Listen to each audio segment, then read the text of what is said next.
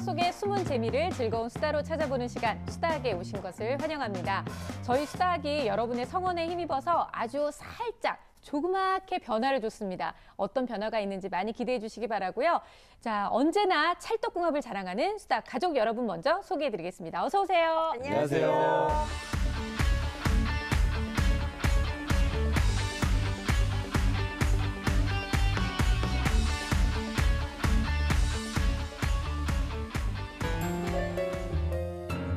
넌 이걸 10장 풀어.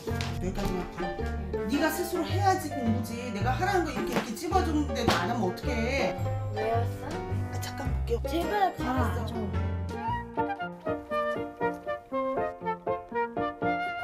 입체감 있고 풍성한 모양이 되도록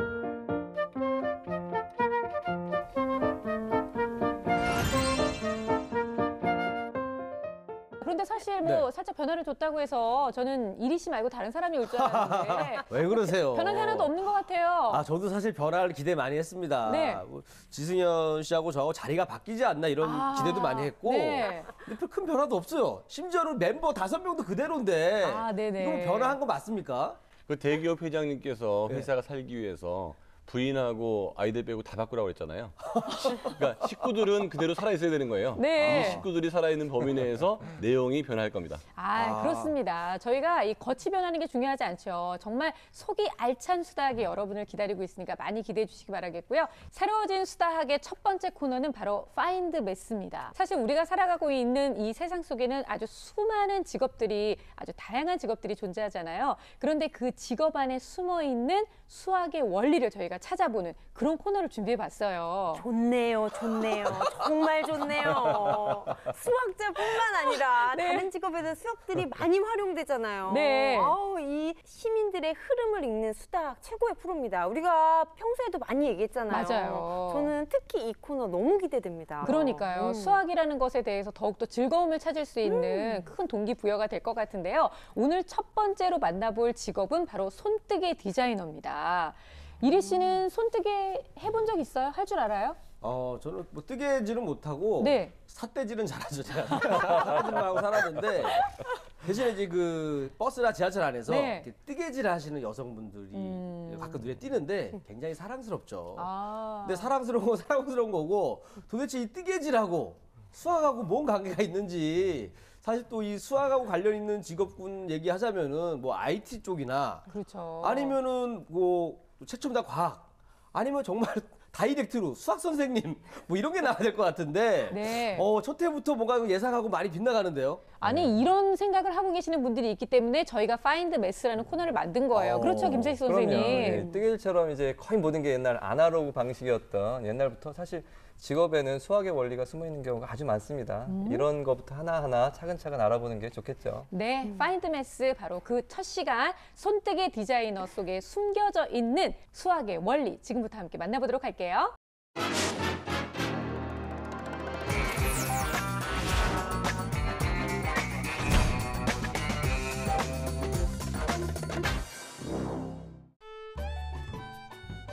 손뜨개 디자이너라는 직업 속에 꽁꽁 숨어있는 수학을 찾기 위해 파인드 매스 제작진이 찾아간 곳은 종로구의 아담한 손뜨개 공방.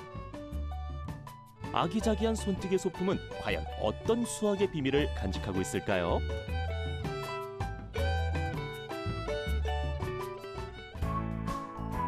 손뜨개에 푹 빠져있는 오늘의 주인공. 예상했던 대로 손놀림이 예사롭지 않은데요. 셀프 자기소개 부탁할게요. 안녕하세요. 실과 바늘과 있으면 뭐든지 만드는 손뜨개 디자이너 강보송입니다.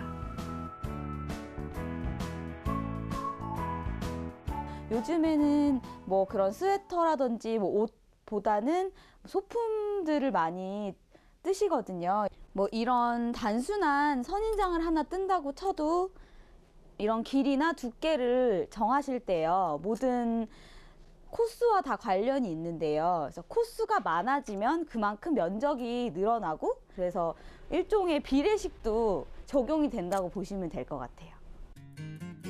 이렇게 작고 귀여운 소품들 하나하나에도 다 수학 원리가 적용돼 있다고 합니다.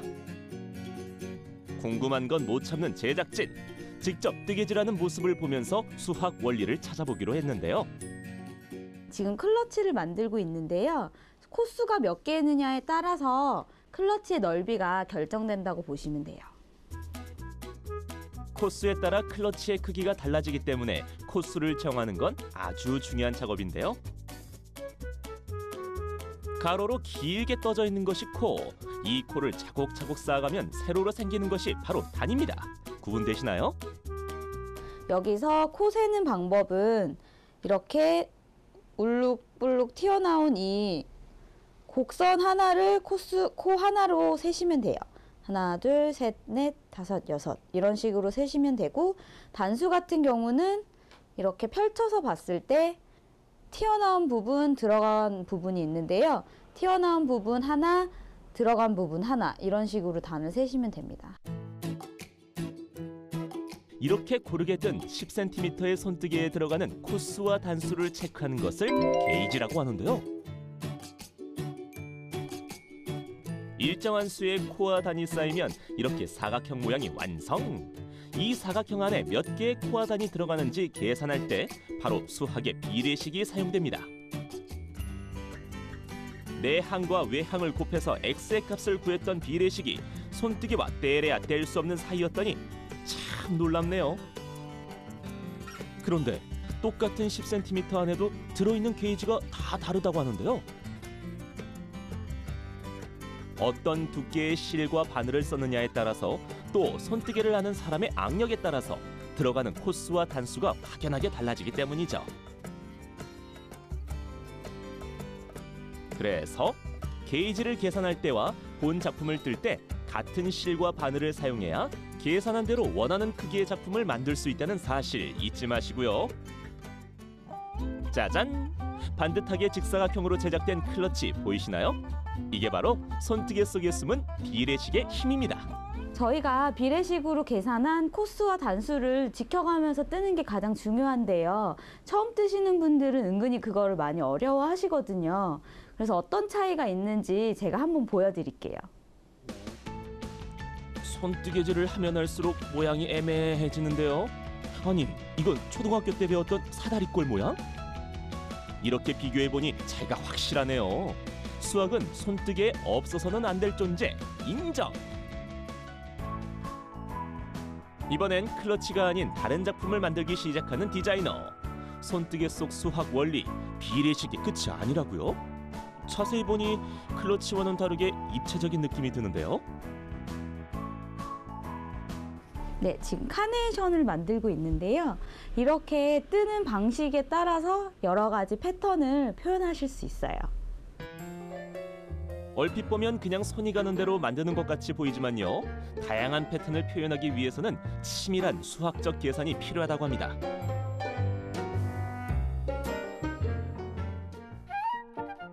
그 수학적 계산이 고스란히 담긴 것이 바로 설계도.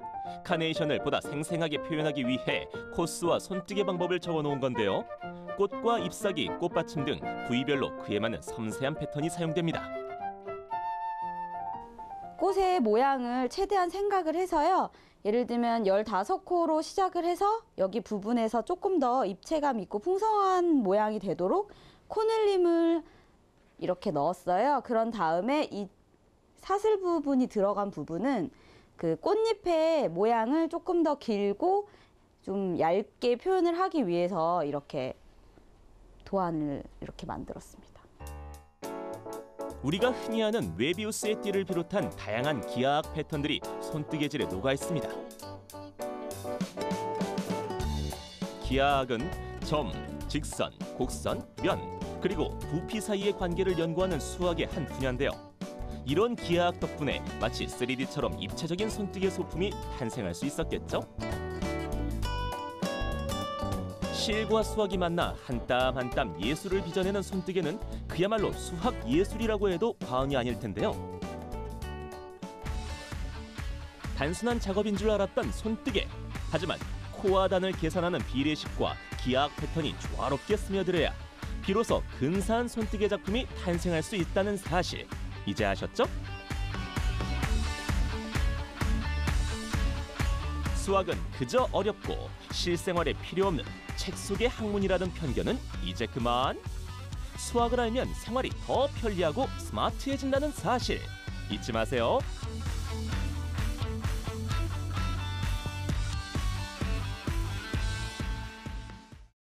사실 저도 손재주가 별로 없어서 그냥 저렇게 만들어진 것만 보고 늘 항상 감탄을 했는데 소품이 너무 이쁘지 않아요? 선생님 너무 막 갖고 싶지 않으셨어요? 네, 진짜 갖고 싶어요. 어떻게 저렇게 만들까요? 그러니까요. 털실도 만든 뭐 곰도 있고 원숭이도 있고 어떻게 저렇게 만들까 싶은데요. 사실은 우리가 컴퓨터니까 저렇게 정확하게 만들어라고 그게 아니었어요. 사람의 손이 훨씬 더 정교하고 더욱더 정확하다는 것을 이 손뜨개질을 통해서 알 수 있었는데요. 비율 말고도 또 다른 수학의 원리가 또 들어있는 것도 있나요? 예, 아무래도 모자 같은 거가 얘가 들기 참 좋을 텐데요. 머리 둘레를 이제 재야 될 거 아니에요, 네. 모자를. 예, 만들려면 이제 뜨개질을 하려면 그 길이를 재야 되겠죠. 그러니까 원으로 만들어야 될 거 아니겠어요? 그러면 이제 원 둘레 길이. 예, 원 둘레. 2R 파이, 2 곱하기 반지름 곱하기 파이. 그것이 머리 둘레가 돼야 된단 말이죠. 네. 원의 둘레. 그래서 이제 R을 이제 반지름을 구해내야 되겠죠. 2파이분의 네. 예, 머리 둘레의 길이. 이렇게 해서 반지름을 구해내서 이제 원을 만든 다음에 점점 줄여 나가서 이제 이렇게 모아지게 해야 이렇게 모자 모양이 나오겠죠. 그냥 뜨면 원기둥 나올 텐데. 그리고 뭐 삼각쇼 같은 거 만든 다음에 직각삼각형 만들려면 이제 또 피타고라스 정리 같은 거 사용해서 길이 또 재고 이런 식으로 생각을 해야겠죠. 갑자기 모자가 쓰기 싫어지네요. 아니, 정말 좋아하는 아이템인데 모자가 싫어지고 있어요. 그리고 이제 사람의 머리통이 다 동글동글하다라는 고정관념을 버리셔야 돼요. 납작한 사람들도 있습니다. 그럼 반원을 또 계산해가지고 그죠? 또 와야 될 거 아니에요. 굉장히 네네. 어려워지네. 김인 선생님 어떤 얘기 좀 해주실 수 있을까요? 이 뜨개질이 정말 수학적인 사고력 이루는데 큰 도움이 되거든요. 같은 패턴들이 규칙적으로 반복되잖아요. 그렇죠. 네. 그래서 선과 면이 이루어서 입체를 만드는 거잖아요. 네. 그래서 입체도 아까 그 머리가 큰 사람도 있고 작은 사람도 있고 납작한 사람도 있는데 자기가 계획을 해서 그 입체 도형을 만들어 나가는 거잖아요. 선하고 면을 이용해서. 그래서 수학적인 그 측정력과 그리고 통찰력 그리고 사고력이 굉장히 길러집니다. 네. 사실 자연 속에서 보면 우리 벌집 모양 보면 정육각형으로 돼서 그렇죠. 예, 정육각형이 가운데 하나 있고 양옆에 6개가 하면은 빈틈없이 딱딱딱딱 되는 구조가 되거든요. 네. 그래서 이게 삼각형, 사각형보다 양도 많이 들어가고 비었을 때 무게도 적고 그래서 이것을 건축으로 응용해서 사람들이 많이 쓰는데 이 벌집 모양을 건축으로 변형시키는 그 과도기에 있는 과정이 있는 게 바로 수학입니다. 수학으로 이렇게 수식화시키고 치수를 재고 비례를 정하고 이렇게 된 거거든요. 그래서 이 뜨개질을 하다 보면 단순히 실을 통해서 뭔가를 만드는 게 아니라 네. 정말 수학적으로 도움이 되게 실질적으로 많이 되기 때문에 저는 굉장히 권장해 왔거든요. 평소에도. 근데 이렇게 만나니까 반갑네요. 아니 그런데 이런 거를 생각도 안 하시고 보지도 않고 이렇게 딱 하시는 우리 어머님들은 그럼 과연 천재? 이런 생각이 드는데요? 그러니까요. 수학적 감각이 대단하신 거죠. 알고 보면. 그죠? 네. 그러다 보니까 어머니들이 사실 그 뜨다가 코 하나만 잘못 들어가도 세타를 다 풀러요. 다 풀러야 돼요. 처음부터 다시 시작합니다. 그럼요. 또 아들이 또 잡아야 되잖아요. 이렇게 잡고 이렇게 증기 올려가지고 또 이렇게 늘려야 되고 이렇게 복잡합니다. 그런데요, 선생님. 네. 사실 아이들한테 그러면 이렇게 어려서부터 이 뜨개질에 대한 것을 많이 얘기해 주다 보면 아이들이 수학만 좋아하게 되는 게 아니라 직업을 선택하는 데 있어서도 좀 도움이 될 것 같아요. 요즘 아이들 상담하다 보면 패션 디자이너가 되겠다는 아이들이 굉장히 많거든요. 많죠. 뭐 손뜨개도 그중에 하나일 텐데 제 소시적에 그 디자이너들하고 일을 해본 적이 있어요. 그들은 굉장히 많은 시간을 그림을 그리는데 대칭을 맞춰야 되고 그다음에 작도를 해야 되고 그다음에 비례를 맞춰야 되는 게 여기가 얼만큼의 둘레이냐에 따라서 모양새가 완전히 바뀌고요. 어깨가 크냐 작으냐, 그 라펠이 크냐 작으냐, 발목 사이즈가 크냐 작으냐에 따라서 그 느낌과 그 보여지는 게 많이 다르거든요. 네. 그러니까 디자이너들의 작업 중에서 상당히 많은 시간이 수학적으로 계산하고 측정하는 것에 들어가 있더라. 그리고 이런 것들이 제작 단계에 가면 또 원가라는 개념이 있어서 또 수학이 또 들어가고요. 그렇죠. 유통에서는 통계가 들어가죠. 그래서 그 이런 손뜨개 하나를 딱 보고서도 나 패션을 보고 우리 아이들은 수학적 사고력을 키움으로 인해서 그냥 따라하는 패션이 아닌 자기가 창의적인 패션까지도 갈 수 있는데 수학이 차지하는 비중이 굉장히 큽니다. 네. 야, 저 깜짝 놀랐습니다. 아니, 우리 선생님들이 사실 그 애들 보고서 수학 이렇게 풀어야 하나 이런 얘기만 하시다가 파인드 매스 처음 했잖아요. 네. 갑자기 아까 벌집 얘기했잖아요. 벌집을 쑤신 것처럼 갑자기 그냥 입에서 얘기가 막 나오시는 거예요. 아, 네. 그동안 되게 굶주려 있었던 것 같아요. 그렇죠. 선생님들이 수학이 이렇게 많이 쓰이는데 이분들이 네. 알고 계신 게 너무 많아요. 저희가 지금 너무 아껴둔 게 많아서 여러분께 더 많이 알려드리도록 하겠습니다. 자, 파인드 매스 오늘은 손뜨개 안에 들어있는 정말 손재주로만 끝나는 것이 아니라 그 안에 숨어있는 수학의 원리를 알아봤는데요. 파인드 매스에서는요, 이렇게 직업 속에 숨어있는 수학의 원리를 계속해서 알려드리도록 하겠습니다. 다음 주에도 많이 기대해 주세요.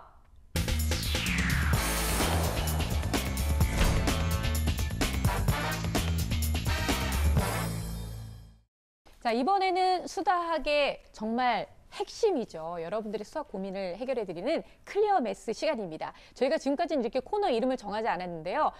이제부터 명확하게 여러분들의 고민 해결을 아주 시원하고 깨끗하게 해드리겠다는 뜻으로 클리어 매스 이렇게 한번 정해봤습니다. 네. 그래서 저도 이제 클리어를 검색해봤죠. 무슨 뜻인가 봤더니 그걸 깨끗한- 검색해봐야 알아요. 검색해봐 많이 잊어버렸어요. 찾아봤는데 뜻이 여러 가지더라고. 옛날에 엄청 짜증 났거든요. 이런 거. 네. 밝은, 깨끗한, 분명한 그렇죠. 이런 뜻이 있는데 그동안 우리 선생님들이 시원한 해결책을 주셨잖아요. 앞으로 더더욱 시원한 해결책을 달라란 뜻으로 이런 제목을 진 것 같아요. 그렇습니다. 특히 우리 김색 선생님은 매 눈으로 그동안 지적했다면 이제는 라식 수술을 한 매 눈으로 네네. 더 정밀하게 해야 된다. 네, 들어오시기 전에 안약 드렸습니다. 안약 드렸어요. 잘 네네, 이렇게 드셨어요. 인공 눈물 한 방울 더 넣으셨고요. 네, 반짝이지 눈이 좀 않습니다. 촉촉 쳐요 보이지 않으세요? 옷도 일부러 오늘 클리어해 보이게 하얀색으로 또 준비를 해봤는데요. 자, 과연 선생님들께서 오늘 얼마나 시원한 해결책을 주실지 오늘의 사연부터 함께 만나봐야 할 텐데 오늘은요 초등학교 3학년 학생의 사연이에요.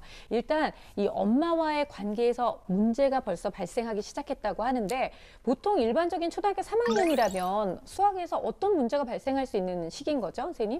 신기하게도 2학년에서 3학년이 딱 되면 엄마들이 그 수학에 대한 마음가짐과 생각들이 확 변하는 것 같아요. 맞아요. 네. 그래서 더 재촉하게 되고 퇴근하게 되고 뭔가 더 체계적으로 해야 될 것 같고 그래서 아이들을 많이 재촉을 하거든요. 그런데 더 신기한 건 아이들 스스로도 이제는 3학년쯤이 되면 자신의 성적에 대해서 신경을 쓰고 잘하고 싶은 마음이 크거든요. 그래서 3학년, 4학년은 굉장히 중요한 것을 느끼는 시기입니다. 네. 게다가 3학년 정도 되면 유치원이나 그 어릴 때 사실 1, 2학년 수학까지는 어느 정도 하고 오거든요. 그렇죠. 그래서 놀면서도 100점이 나오다가 3학년쯤 되면 이제 호주머니 돈이 다 털린 거예요.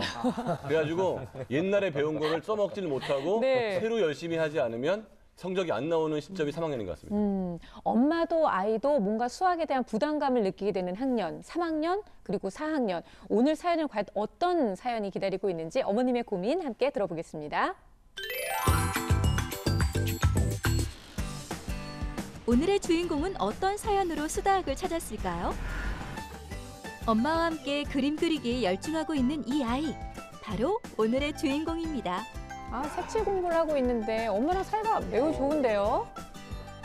초등학교 3학년이 된 수연이를 만나볼까요? 뭐가 그리 좋은지 환하게 웃는 모녀. 뭐 분위기 좋은데요. 아니, 웃음이 끊이질 않아요. 함께 즐거운 시간을 보내고 있는데 이렇게 사이좋은 모녀에게 과연 어떤 고민이 있는 걸까요? 와, 어머니도 엄청 좋아하시네. 그러니까요. 아니, 저 정도면 아무런 걱정이 없을 것 같은데.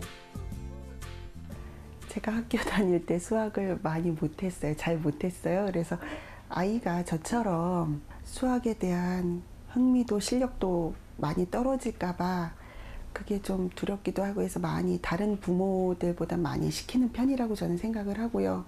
근데 보면은 또 아이한테 물어보면 아이는 수학은 좋아해요. 수학이란 과목 자체는 다행히 좋아하는데 수학학원 가기 싫다, 방과후 학습도 싫다. 계속 이게 더 심해지면 어떡하나 싶어서요. 그래서 신청을 하게 됐습니다.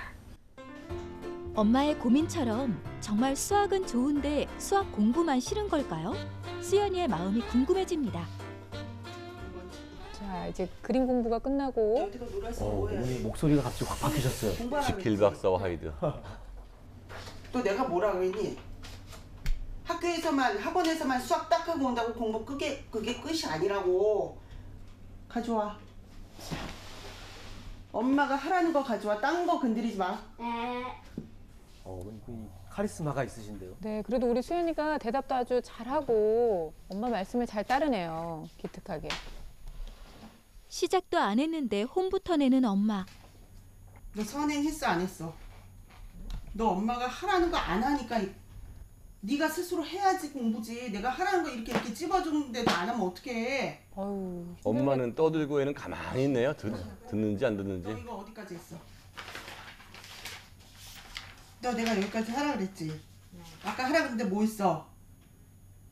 어? 갔다 와서 지금 시간이 몇 시야? 뭐 했냐고. 이건 선행이야. 3학년 분명히. 이건 틀려도 돼. 틀려도 되는데 안 하면 안 돼. 부지런히 방학 동안에 지금 열흘 동안 풀어야 돼. 그걸요, 어머니? 머리 극적극적 풀어놔야 거리면서. 돼. 열흘 동안. 너 이거 10장 풀어. 여기까지만 풀어. 24쪽. 아까 그 23, 이거 24. 여기서 할 거야, 방에서 할 거야? 방. 갖고 들어가 그럼. 아니, 당연히 저 정도 분위기면 엄마 앞에서 안 풀고 싶죠. 엄마가 주는 수학 그거 양이 너무 많아서 오래 걸릴 때나 엄마 잔소리 많이 들을 때나 그럴 때요. 줄이고 싶어요. 근데 엄마가 이게 딱 적당한 거라고 안 줄여주셔요. 그게 좀 싫고 짜증나고 수학 공부도 하기 싫어져요. 안정적인 미래와 그런 생활을 위해서는 아무래도 이공계 쪽으로 가야 되지 않을까. 그래서 수학을 더 시키는 것 같습니다. 제가 어렸을 때 누가 좀 이렇게 잡아주지 않은 게 많이 저는 좀 후회된다 그럴까요, 제 자신이. 그러면서 아이가 수학을 잘해서 뭐 앞으로 이공계 쪽으로 진출을 하게 된다면 제가 굉장히 좋을 것 같아요. 대리만족? 수연이는 문제집 한 권당 5장씩 20장 이상의 문제집을 풀고 있습니다. 그것도 매일이요. 근데 문제를 푸는 모습을 보면 우리 수연이가 아주 진지하고 그리고 차분해요, 그렇죠? 글씨도 예쁘게 쓰고 네. 집중력도 좋은 것 같은데. 힘들지만 그래도 열심히 공부하는 이유가 있다는데요.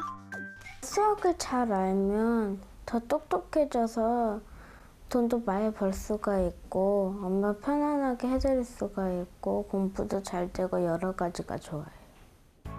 말하는 게 3학년 보통 아이들에 비해 굉장히 조리 있어요. 네. 한 문제집을 풀고 난 후 또 다른 문제집을 꺼냅니다. 이렇게 열심히 수학 공부를 하는데 성적은 어떨까요? 성적표를 살펴보니 대부분 매우 잘함으로 평가돼 있네요. 수학뿐만 아니라 다른 과목도 마찬가지. 저 정도면 잘하는 거 아닌가요? 그럼요. 네.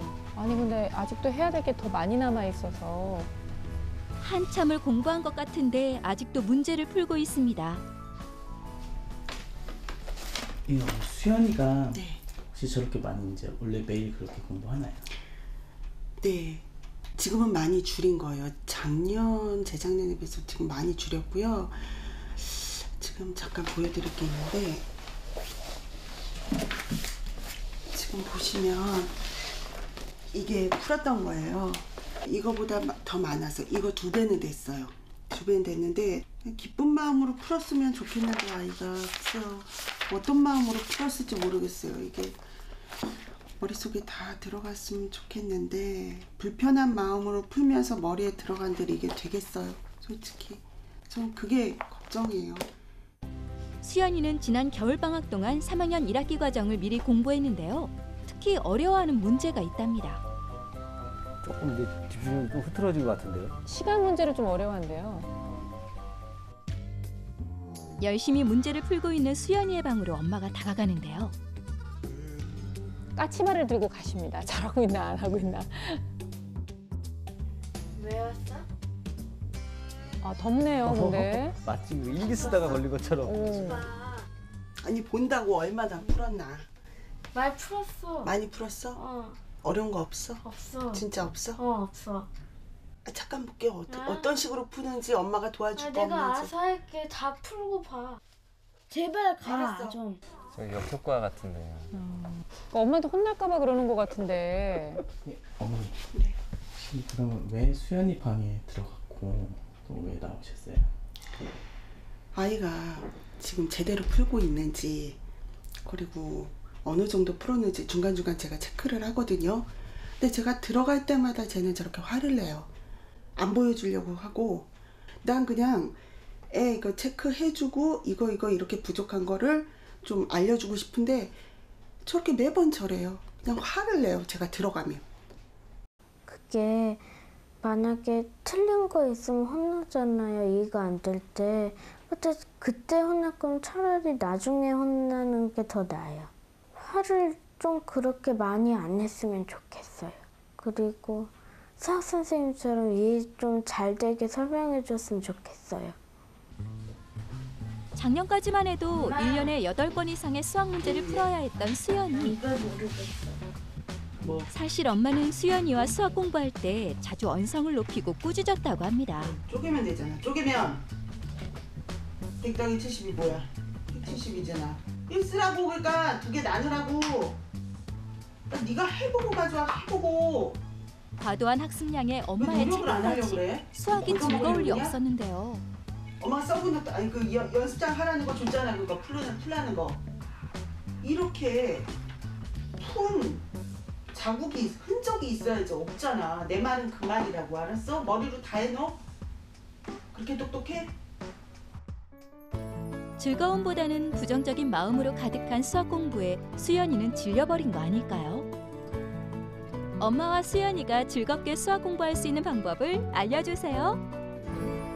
네, 오늘의 주인공 초등학교 3학년 조수연 학생을 함께 만나봤는데요. 일단 어머님이 아주 솔직하게 얘기를 해주셨어요. 내가 어렸을 때 수학을 잘 못했던 기억이 있기 때문에 우리 아이만큼은 수학을 좀 잘했으면 좋겠다. 그러다 보니 지금 현재 수학에 대한 학습을 좀 과도하게 시키고 계시는 듯 해 보이고요. 그래서 그런지 수연이가 수학을 싫어하는 거는 아닌데 뭐 방과 후 수업을 한다던가 아니면 학원을 보내준다거나 이런 걸 할 때 싫다라고 아주 단호하게 얘기를 하고 있다고 해요. 어떻게 보셨어요, 이리 씨는? 저는 딱 보면서 그 영화 아바타가 생각이 났어요. 네, 그러니까 수학을 잘하고 싶었던 어머님이 수연이를 자신의 아바타로 만들고 있는 게 아닌가. 이런 식으로 수학을 가르치다 보면은 수연이가 나중에 그 아바타처럼 수학만 봐도 파랗게 질려버리지 않을까 좀 걱정이 됩니다. 아, 그런 면에서 파랗게 질리는 면에서 아바타가 될 수도 있다. 김채식 선생님은 어떤 게 좀 눈에 띄셨나요? 그러니까요. 어머님 말씀에 거의 답이 있습니다. 분명히 아이를 잘 됐으면 하는 마음으로 어머니께서 이제 그런 식으로 지도하시고 하는 마음은 저도 정말 이해가 갑니다. 그런데 기분이 나쁜 상태에서 혼나는 상태에서 공부를 하면 잘 안 된다는 걸 그럼요. 어머님도 아시면서 그렇게 하라고 말씀을 하시잖아요. 그러니까 이런 의도와 방법, 이 모순된 이 상황이 가장 큰 문제라고 생각을 합니다. 네, 가장 안타까워하셨던 우리 김희진 선생님은요? 네, 저 너무 속상했거든요. 그림 그릴 때는 굉장히 행복하게 활동을 네. 했잖아요. 근데 유독 수학 공부 관련해서만 어머니께서는 분명하게 아이에게 과도한 요구를 하시고 굉장히 민감한 반응을 하세요. 근데 문제는 아이의 수학 실력도 중요하지만 정서적으로 상처를 크게 받거든요. 제가 봤을 때는 어머니께서 우선 수학과 관련해서는 직접적인 지도를 하는 것을 멈추셔야 되고 조금은 좀 너그럽게 바라보실 필요가 반드시 있습니다. 네, 사실 보통 아이들 같으면 엄마가 저 정도로 좀 윽박을 지르거나 아니면 이렇게 목소리가 높아지기만 해도 일단 눈에 눈물은 보이는데 우리 수연이가 그런 반응조차도 없어서 사실은 조금 겁에 질렸다라든지 아니면 너무 이제 익숙해져서 체념했다라는 걸로 저도 좀 보여지기는 했거든요. 그러면 이제 해결책을 만약에 주신다면 엄마가 가르치지 않았을 경우 어떤 방법들이 또 있을까요? 일단 교육받은 선생님이 가르치는 게 제일 좋고요. 학교 선생님이든. 만약에 그게 여의치 않다면 인터넷 강의라도 듣고 아이가 문제를 풀고 어머니는 그냥 그 부분에서는 살짝 한 걸음 물러서 있는 게 훨씬 더 좋습니다. 네. 수연이는 어느 정도 공부 방법을 저는 알고 있다고 생각하거든요. 그리고 학습 태도도 좋은 굉장히 편인 좋아 것 같아요. 보였어요. 예, 그러니까 말씀하신 대로 뭐 인터넷, 뭐 인강을 통해서 공부한다든가 아니면 뭐 공부방을 좀 다닌다든가 이런 방법으로 공부를 하는 게 좋을 것 같다는 생각이 듭니다. 그러니까 얘기를 들어보니까 이제 두 분이 이제 의견이 좀 일치하시는 것 같아요. 네. 학습 태도가 좋으니까 수연이는 엄마랑 공부하는 것보다는 온라인 학습을 해라 이렇게 얘기해 주셨는데, 근데 이제 온라인 학습을 또 뭘 고르냐에 따라서 또 이거 가지고도 엄마랑 또 티격태격 할 것 같아요.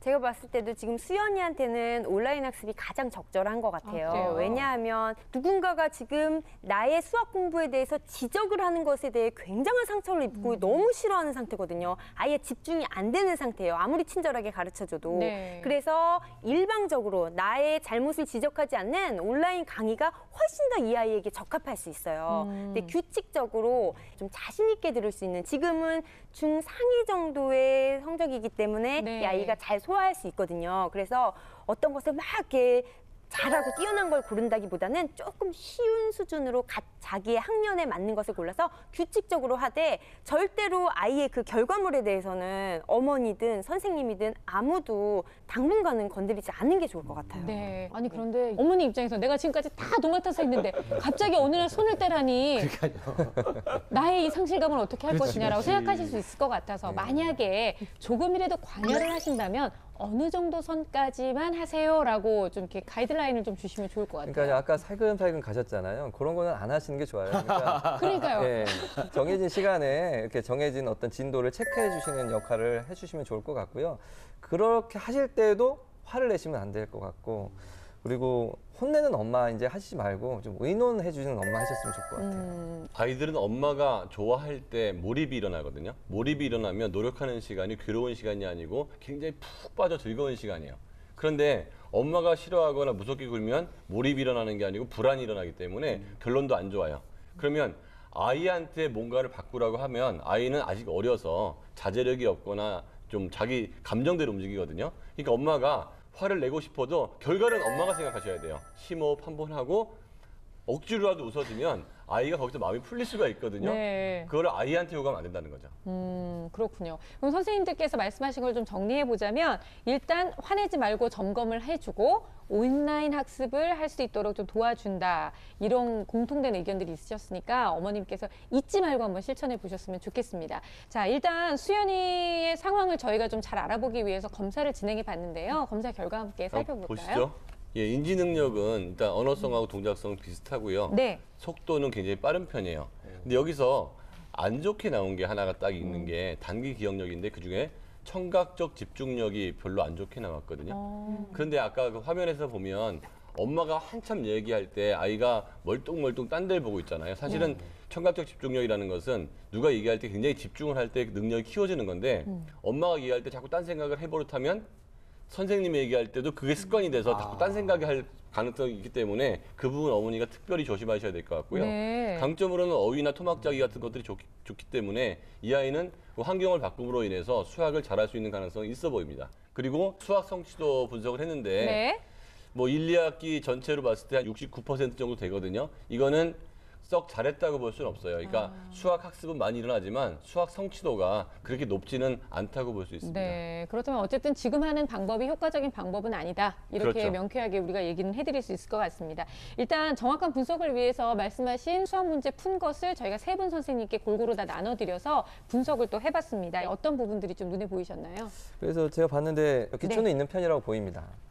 그런데 이제 제가 유심히 좀 본 게 구구표에서 틀린 곳이 몇 군데 있습니다. 모두 찾아 체크를 하시오 이렇게 돼 있는데 네. 이게 푼 흔적이 없어요. 그러니까 도전하지 않았다는 거예요.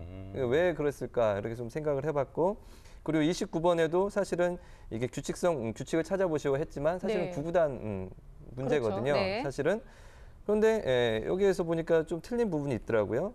근데 이렇다는 건 구구단에서 분명히 약간의 빈틈이 있다라고 볼 수가 있겠죠. 많이 했음에도 불구하고. 예, 이런 말을 하는 게 좀 약간 걱정이 되는 게, 어머니가 이렇게 하면 더 시켜야 되는 거 그렇죠. 아니냐 네, 이런 생각을 할까 봐 저도. 저는 좀 내심 걱정이 되는데, 지금 반대로 생각하셔야 돼요. 이 방법이 너무 많이 시켜서 애가 잘 안 먹히는구나라고 생각을 하셔야지, 구구단이 지금 문제가 있어? 이걸 가지고 안 돼, 막 더 시켜 이게 아니에요. 지금 오히려 거부 반응이 일어나고 있다는 걸 아셔야 된다는 거예요. 엄마가 아까 예. 전에 말씀하셨잖아요. 이거 더 했었어요. 근데 예. 얘 때문에 좀 줄인 거예요. 그러니까요. 그게, 어머니가 지금 예. 그게 내내 탐탁지 않으셔가지고 저희를 붙잡고 말씀을 하신 거거든요. 근데 어머님 절대로 아니라는 거. 지금 정말 부족해서 그런 게 아니라는 거 선생님이 그럼요. 꼭 좀 집어주시는 거 잊지 마시기 바랍니다. 예, 시계 문제가 있었던데 거기에 사실은 이제 수학적으로는 진법에 대한 거예요. 사실 60진법 우리는 흔히 쓰는 이제 10진법을 쓰는데 시계는 이제 60진법을 쓰고 있기 때문에 네. 아이들이 조금 헷갈려할 수는 있습니다. 그런데 거기에 81초라고 적어놨더라고요. 그렇다는 네. 것은 초 단위로 아직 잘 이제 개념이 아직 안 잡힌 거죠. 그래서 시계는 이제 갖다 놓고 이렇게 잘 이렇게 몇 번만 해주면은 얘는 분명히 시계 문제는 금방 할 수 있을 거라고 생각합니다. 네. 가장 그 눈에 띄는 단점이 세세한 조건들을 절대로 안 보더라고요. 뭐뭐라도, 모두 이런 표현들이 정답을 결정하는데 큰 영향을 그렇죠. 주는데 예. 그런 표현들을 하나도 이렇게 참고하지 않고 그냥 습관적으로 문제를 빨리 풀고 해치우는 것에 지금 대단히 훈련이 돼 있고 연습화가 돼 있는 것 같아요. 반드시 고쳐야 합니다. 네. 그러네요. 그러니까 뭐 빨리빨리 해야 된다라는 거에 우리 엄마가 내준 숙제니까 그렇죠. 빨리 해야겠다 이 생각이 있어서 그런 것 같은데 제가 시계 같은 거는 제가 이제 좋은 방법이 하나 있어요. 제가 알려주는 그래요? 방법이 네. 예전에 우리가 그 당군 신화가 있었잖아요. 곰이 쑥하고 마늘 먹고 나서 사람이 됐다. 이거를 제가 좀 응용을 했습니다. 그래서 시계 마을에 초인이 살고 있는데 네. 초를 60개를 모으면은 사람이 되는 거야. 한 사람의 사람. 한 분이 되는 거죠. 네. 60초를 모으면 한 분이 된다. 이야. 어때요 이거 괜찮죠? 좋네요. 그 다음에는요? 이렇게 배우는 거지 일단은. 60초가 1분.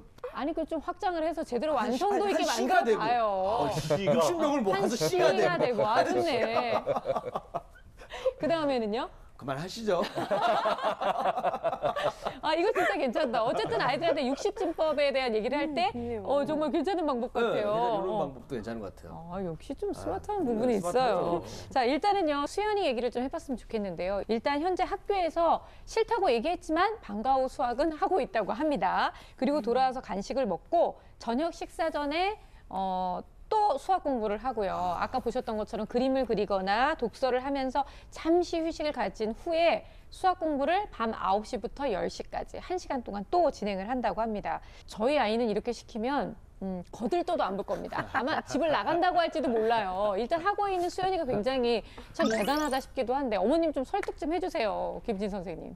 수연이 같은 경우는 다른 아이들에 비해서 지금 2~3배 정도의 훨씬 더 많은 양의 수학 공부를 하는 거죠. 그러면 그렇죠. 전부 다 이 정도의 공부량이라면 다 매우 우수인 게 정상입니다. 그래서 만약에 선생님 중에서 조금 점수를 좀 짜게 주시는 분들이 네. 있는데 그럴 경우라면 국어에도 우수가 하나 나왔어야 돼요. 근데 수학에만 동일하게 우수가 나왔다는 건 그 분야에서 얘가 반복적으로 그 문제를 틀린 거거든요. 네. 그래서 선생님이 체크를 해서 거기에 우수를 준 거거든요. 또 아까 전에 수연이 같은 경우 내가 엄마가 오는 것을 싫어해요. 덮어야 하는데 그 이유는 딱 한 가지입니다. 엄마는 지적을 하러 오시거든요. 네. 이 친구는 엄마가 지금은 격리가 된다고 해도 다른 선생님들도 거부할 가능성이 점점 더 높아집니다. 그래서 어머니께서 양을 충분히 줄여주고 과도하게 칭찬을 해주고 이 아이가 잘할 수 있는 걸 찾아서 지금 막 구구단? 2학년 때 구구단? 좋아요, 구구단 하면서 바로 도입하실까 봐 저도 사실은 우려가 되는데 구구단 필요하죠. 그렇지만 지금은 자신감과 흥미입니다. 예. 저는 또 하나 걱정이 되는 게 네. 뭐냐면 그 꿈이 너무 멀리 있는 것 같아요. 초등학교 3학년밖에 안 됐는데도 앞으로 이공계를 가서 네. 이렇게 잘 됐으면 좋겠다. 본인이 막 왠지 그 대리 만족하는 마음으로 이렇게 얘기하셨고 수연이도 수학을 잘해서 돈을 잘 벌어서 엄마한테 잘하고 싶다 이런 얘기를 했는데 이런 것도 좀 문제가 있는 게 아닌가 이런 생각이 들거든요. 그러니까요. 이건 네. 뭐 수연이의 생각이 아니라 어머니의 어떤 마음이 투영된 거라고 볼 수가 있겠죠. 그렇죠. 예. 예. 그러니까 사실 그런 어떤 동기라는 것이 주어지는 게 아니잖아요.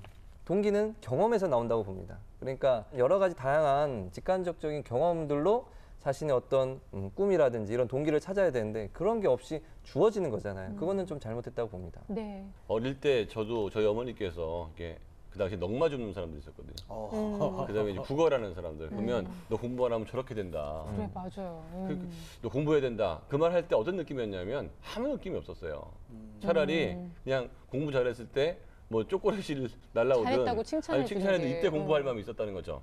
아이들은 인생을 안 살아봤기 때문에 나중에 훌륭하게 되는 게 뭔지도 잘 모르고요. 네. 어렵게 되는 게 뭔지도 잘 몰라요. 지금 세 끼 밥을 먹고 있기 때문에. 그래서 먼 미래에 있는 뭐 의사가 되겠다, 변호사가 되겠다, 뭐 과학자가 되겠다. 그래서 지금 얘가 수학을 잘할 거다. 그건 고등학생쯤 됐을 때 할 얘기인 거고, 요때는 수학을 잘했을 때 엄마의 즉각적 반응, 네. 사람들의 인정, 수학을 풀었을 때 기쁨 이런 게 더 동기가 되기 때문에 너무 먼 미래 얘기는 별로 의미도 없다는 거죠. 그래요, 어머님. 이 공개는 잠시 접어두시길 바랍니다. 자, 일단 마무리를 하면서 저희가 늘 항상 준비하는 결정적 한방은 오늘 특별히 어머님을 위해서 준비해 보도록 하겠습니다. 자, 우리 수연이 어머님을 위한 전문가들의 결정적 한방!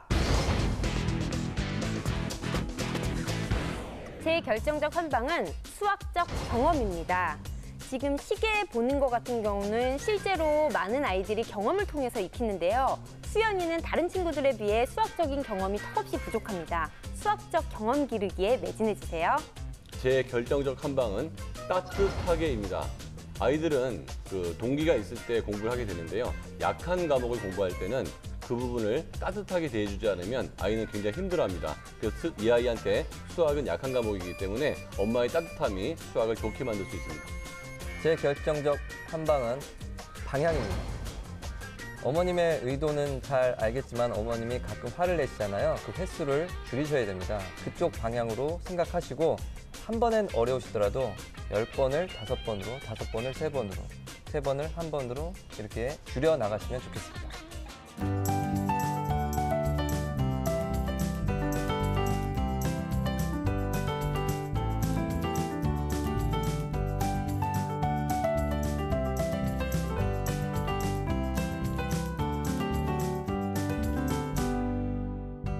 어머님을 위한 결정적 한방들이 나오고 있는데요. 우리 김일희 씨가 또 준비한 결정적 한방 좀 들어볼까요? 네, 제 결정적 한방은요. 전 다릅니다, 뭔가. 전문가분들은 그 전문 의사라면 네. 저는 약간 민간요법으로 바로바로 쓸 수 있는 방법을 제가 하나 좋아요, 알아왔습니다. 좋아요. 네. 네. 제 결정적 한방은 바로 이겁니다. 이게 뭐예요? 이거요? 이게 뭐예요? 진동벨이요. 여러분들이 그 커피숍에서 많이 보던 거 있잖아요. 아, 커피가 지금 온 거죠. 커피 내 손에서 냈다고. 그쵸. 근데 그걸 어떻게 쓰라고요? 이거 제가 지금 그 방송국 근처에 커피숍에서 하나 가져왔는데 어머니께서 네. 불쑥불쑥 찾아가지 말고 우리 수연이가 이 진동벨을 울릴 때만 갔으면 좋겠어요. 왜냐하면 우리가 식당 같은 데 가도 괜히 조고모들이 와가지고 왔다 갔다 하면은 왠지 고기도 더 시켜야 될 것 같고 괜히 불편하거든요. 그러니까 어머니도 수연이가 부를 때만 네. 달려가 주시면 도움이 될 것 같습니다. 네. 괜찮죠? 좋아요, 좋아요. 아, 좋습니다. 다시 한번 소리 좀 들어볼까요?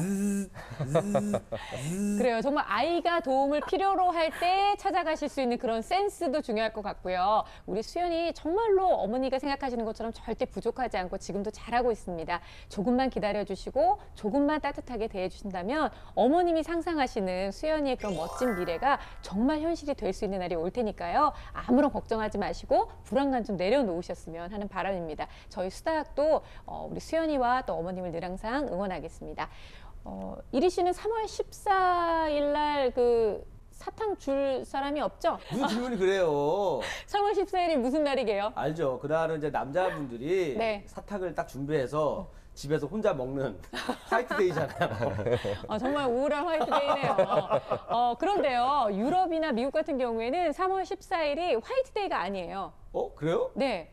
원주율 파이 3.14 해서 바로 파이데이라고 한대요. 그래서 진짜 파이다.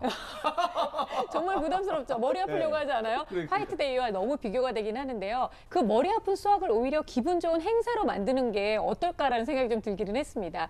3.14 원주율에 맞춰서 퀴즈도 내고 함께 이야기도 나눠보고 또 이야기도 만들어보는 그런 날로 오히려 승화시켰다고 하는데요. 앞으로 저희는 이렇게 수학을 어려운 수학이지만 좀 더 가까이 다가가는 쉬운 수학 이야기로 여러분들을 더욱더 즐겁게 만들어 드리겠습니다.